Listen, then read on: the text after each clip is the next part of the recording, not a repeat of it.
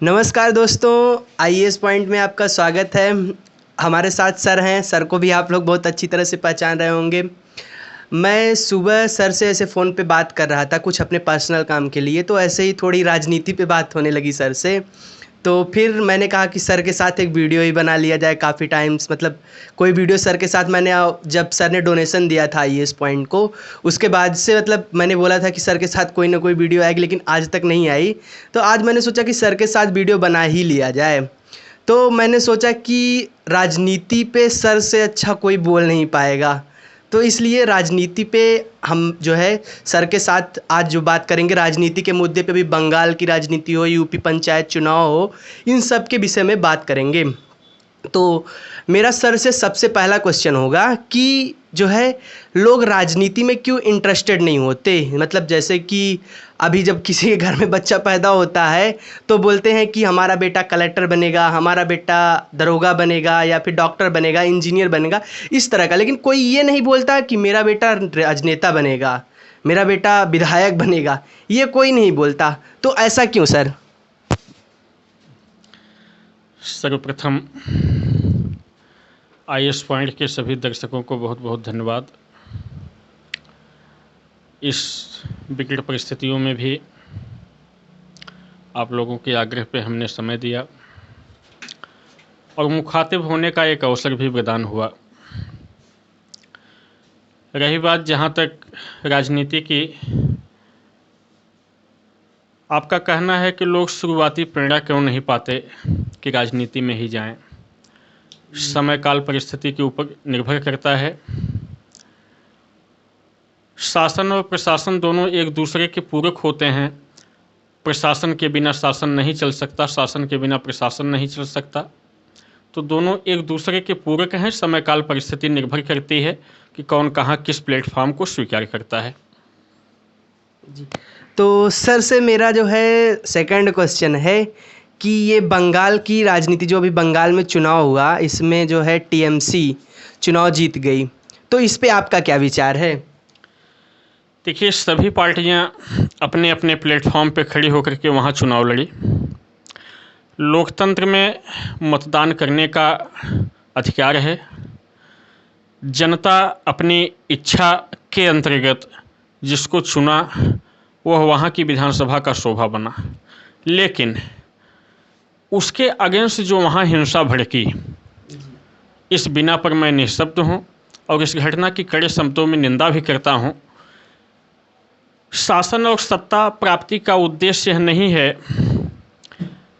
कि वह परवेज़ मुशर्रफ की कुर्सी पर बैठ गए हैं, स्वतंत्र हो गए हैं। जिस महान जनता ने उनको अपना मताधिकार दे करके विधानसभा और पार्लियामेंट की शोभा बनाया है, आने वाले समय में उनको कुर्सी से उतार फेंकने का अधिकार भी अपने पास सुरक्षित रखती है।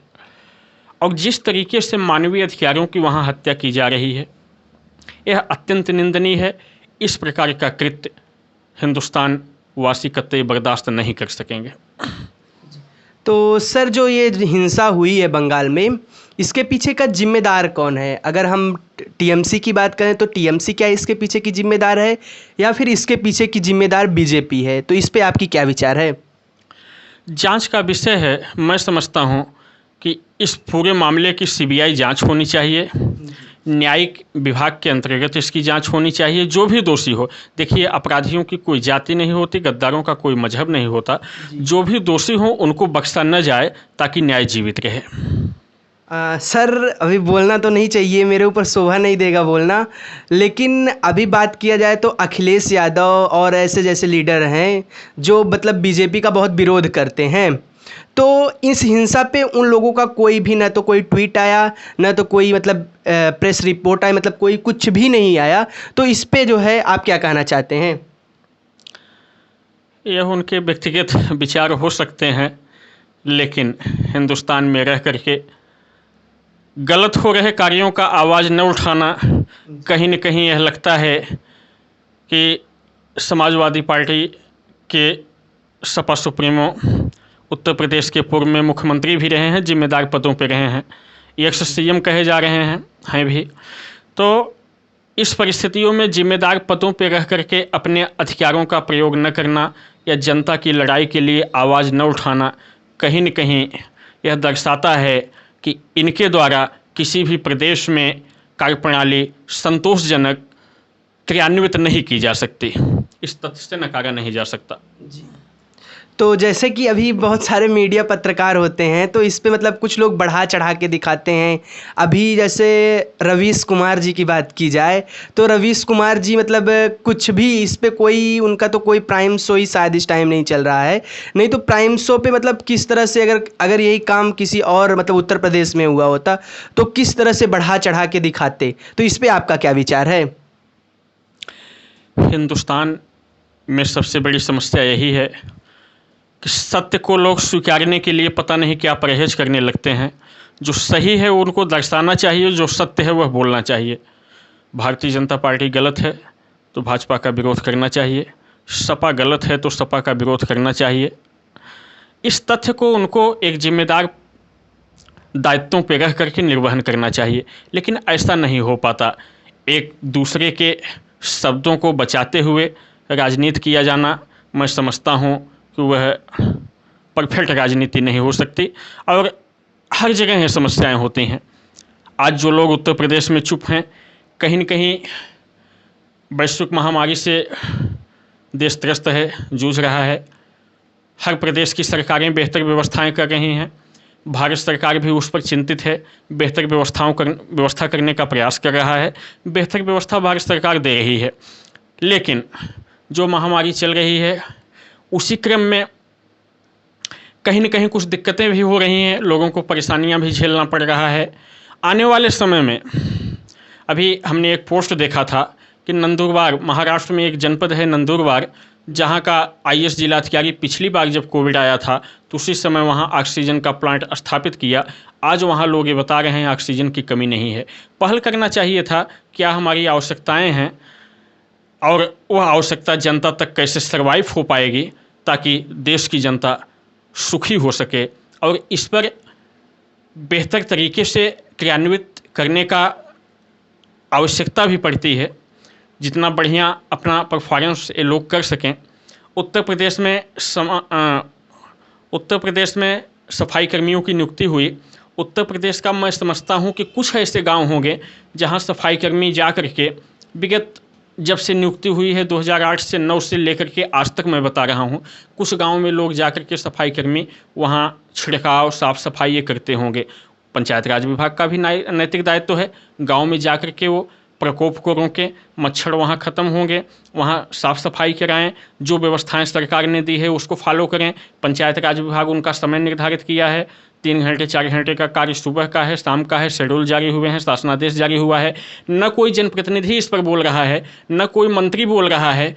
मुख्यमंत्री उत्तर प्रदेश एक बेहतर परफॉर्मेंस करते हुए, अपने जनता की चिंता करते हुए कहीं न कहीं लोगों की आवाज़ बन रहे हैं, लेकिन उनके कैबिनेट के मंत्रियों को और विधानसभा के विधायकों को भी ये सोचना चाहिए।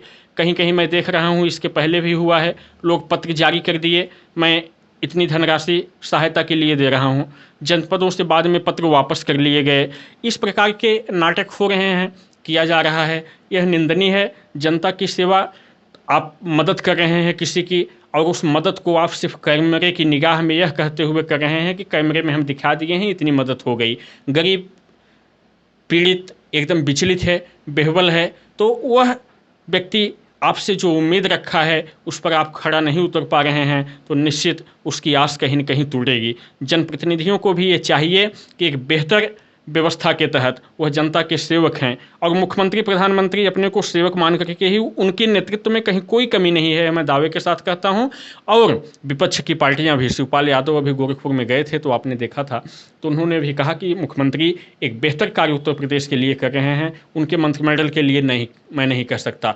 उस बात को मैं भी स्वीकार करता हूँ कि उनके मंत्रिमंडल के लिए, उनके विधायकों के लिए कह ही नहीं सकता, बल्कि आने वाले 2022 में जितने भी जनप्रतिनिधि उसमें से सर्वेक्षण करते हुए अगर 80% चेंज नहीं कर देंगे 80% जनप्रतिनिधि इनके जो विधानसभा में पहुंचे हैं, उनका टिकट यदि नहीं काटेंगे तो भारतीय जनता पार्टी उत्तर प्रदेश में रिपीट होने की स्थिति में नहीं है। मुख्यमंत्री एक बेहतर कार्य करते हुए भी चुनाव जीतने की स्थिति में नहीं आएंगे, जो जनप्रतिनिधियों की स्थिति बनी हुई है।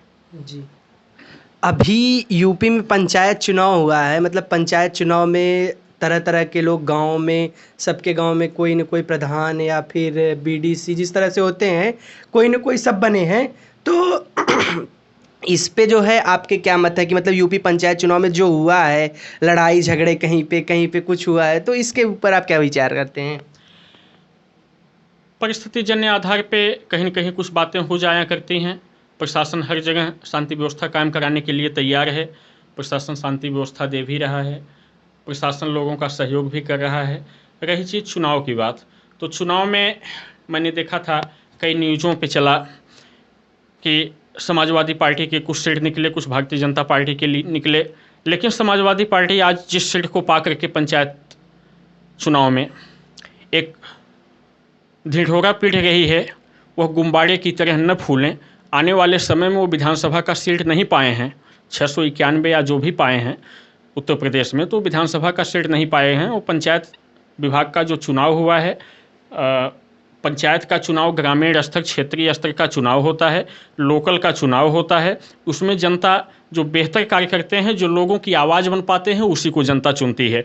यह इस तथ्य से नकारा नहीं जा सकता कि 1100 कुछ लोग निर्दलीय जीते हैं उत्तर प्रदेश में, तो वह सपा से भी ज़्यादा है, भाजपा से भी ज़्यादा है, बसपा से भी ज़्यादा है, कांग्रेस से भी ज़्यादा है। तो इतने लंबे मात्रा में अगर निर्दलीय प्रत्याशी चुनाव जीत करके पंचायत विभाग में शोभा बने हैं, तो निश्चित इस तथ्य से नकारा नहीं जा सकता कि वह विधानसभा का चुनाव उस फैल्टक पे नहीं होना है।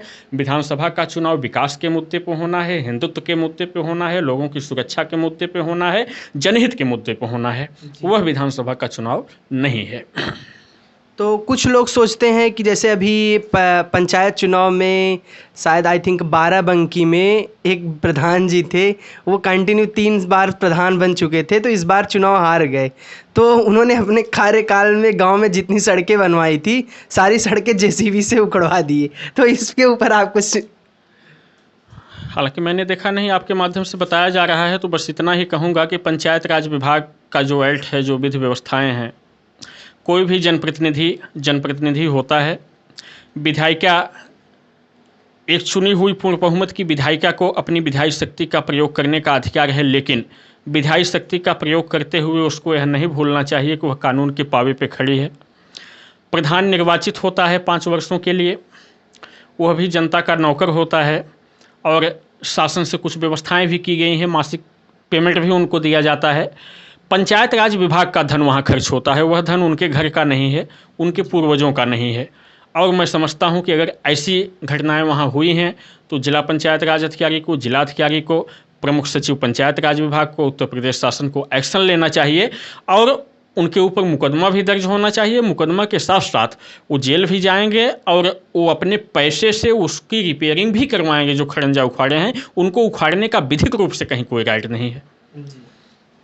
तो बस आज के लिए इतना ही। भविष्य में हम चाहेंगे कि सर के साथ और भी वीडियो आएँ। सर, स्टूडेंट के लिए आप क्या कहना चाहेंगे जो अभी पढ़ाई कर रहे हैं और लॉकडाउन में, जो हर जगह लॉकडाउन लगभग लगा हुआ है, तो वो अपने समय का सदुपयोग किस तरह से करें? बहुत आवश्यक है, समय काल परिस्थिति अनुरूप नहीं है।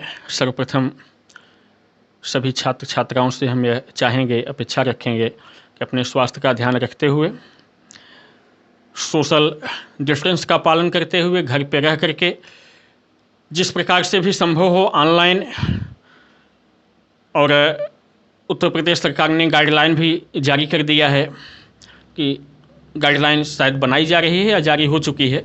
कुछ देर पहले न्यूज़ 18 पर ट्वीट था कि जुलाई से क्लासेस जो चलेंगी ऑनलाइन ही चलेंगी। तो ऑनलाइन पढ़ाई करें ताकि शिक्षा के क्षेत्र में एक बेहतर प्रदर्शन करते हुए प्रदेश और देश को रोशन करें। हमारी यही शुभकामनाएं। बहुत बहुत धन्यवाद सर।